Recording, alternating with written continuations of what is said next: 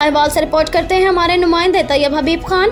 Principal Sahiwal medical college के professor doctor Muhammad Imran Hasan Khan ने कहा है कि मौजूदा तर्ज ज़िंदगी मुख्तलिफ बीमारियों ख़ुसूसन हाई ब्लड प्रेशर का बड़ा सबब है, जिसे तब्दील किए बगैर सेहतमंद ज़िंदगी गुजारना मुमकिन नहीं। रोज़ाना वर्जिश और वॉक बहुत सी बीमारियों से बचाव का सबसे मौसर जरिया है, जिस पर कोई खर्च भी नहीं आता।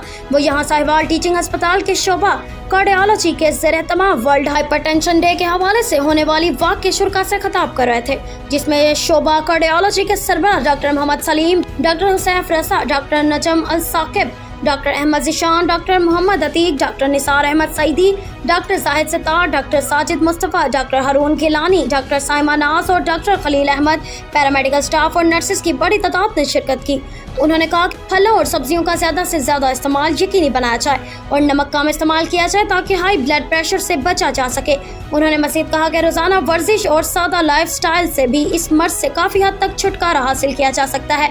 शोबा कार्डियोलॉजी के सरबराह डॉक्टर मोहम्मद सलीम ने बताया कि पाकिस्तान में 20 से 25% आबादी हाई ब्लड प्रेशर के मर्ज में मुब्तला है, जो दुनिया में सबसे ज़्यादा शरह है।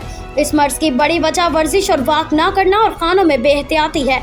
उन्होंने कहा कि डॉक्टर्स और तबीब अमला बीमारियों के इलाज के साथ साथ आवाम को सेहतमंद तर्ज से ज़िंदगी गुजारने की भी तलकीन करें, ताकि बहुत सी ऐसी बीमारियों से बचा जा सके जो मज़ीद पेचीदा बीमारियों का बायस बनती हैं।